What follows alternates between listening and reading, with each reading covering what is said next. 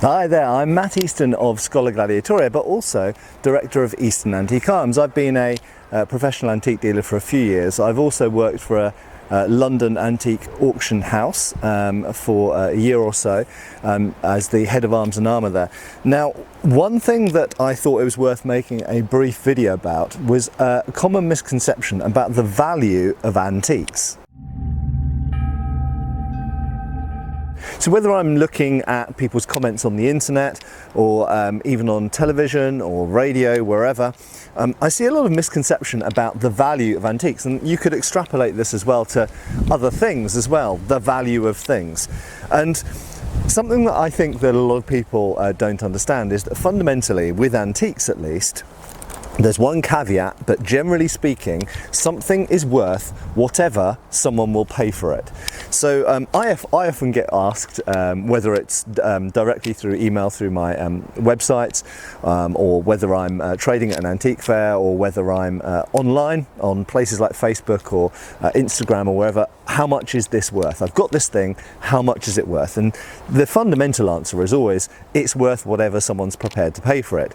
So when you ask an antique dealer, how much is this thing worth? All they are doing is they are saying, generally, when this object comes up in auction or is offered by dealers or whatever, and there's a difference, there's a disparity there, I'll talk about in a second, this is generally how much average people pay for it.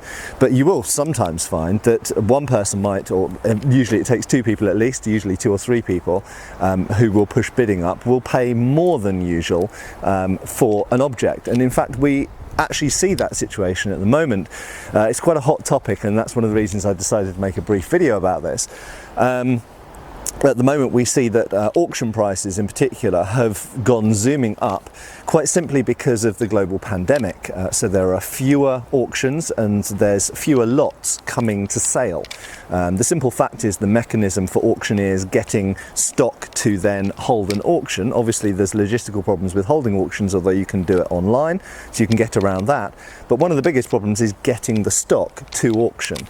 Because of the current conditions, it's just more difficult for auctioneers to hold as many auctions because it's more difficult for them to get the stock. The whole market has slowed down at the supply end, so therefore it's not possible to satisfy the demand, and therefore that drives prices up. And it's as simple as that. I did mention I'd say one caveat. So whilst an antique is generally only worth what someone's prepared to pay for it, there are some exceptions when it comes into the raw materials. Now that doesn't apply usually to the things that I'm dealing in. The things that I'm usually dealing in are made of wood and steel, maybe brass, fairly cheap materials, and it's how they're put together, and it's the provenance, the background history to that object which gives it its value, and the condition and various other factors as well. But usually it's not the value of the material. Wood is not expensive, generally speaking, and steel is not expensive and things like that. But what are expensive, obviously, are precious metals, sometimes semi-precious metals, and also things like, stones, precious stones or semi-precious stones. So silver, gold, obviously diamonds, emeralds, rubies, things like this, they have an intrinsic value. And unfortunately, sometimes those things are actually worth more as their raw materials than the antique is. So in times gone by, and even in the current day, it's not unusual to see antique silver objects literally melted down because the silver is worth more as silver than it is as spoons, for example, because most people these days don't want the maintenance of cleaning silver spoons, but selling silver as a raw material is still worth a fair amount. So you can have an intrinsic value, but usually with antiques, their value is based on what someone will pay for it. What dictates what someone will pay for it? Well, quite simply, that's like fashion. Okay, and it goes up and it goes down, and different types of antiques go up and down in value all the time. They fluctuate, okay, just like commodities do, but it's even more fickle because it's based on fashion. So for example, these days, if you want to buy so-called brown furniture in auction, it's really cheap. Like literally you can get a cabinet, you can get an antique cabinet made beautifully, wonderful craftsmanship in the middle of the 19th century for cheaper than something from IKEA. okay? Because it's not fashionable at the moment.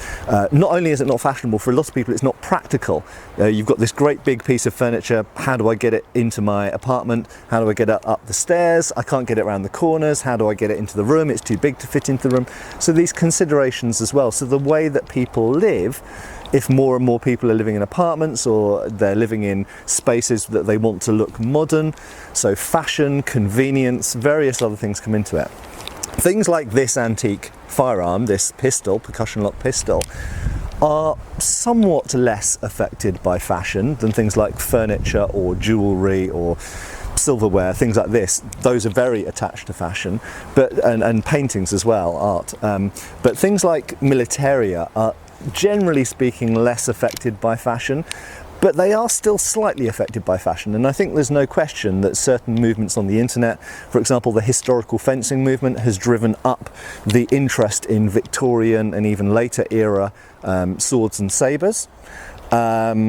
Whereas previously the values between Georgian era, so Napoleonic swords, and Victorian swords was a very big gap. That gap has now got smaller as more and more people have got interested in 19th century or later 19th century and colonial period warfare. And of course, initially, those swords and firearms were cheaper, so people collected those because they were cheaper. And then, because they got into collecting those and interested in those, that itself drove the price up. So there's complex mechanisms at place.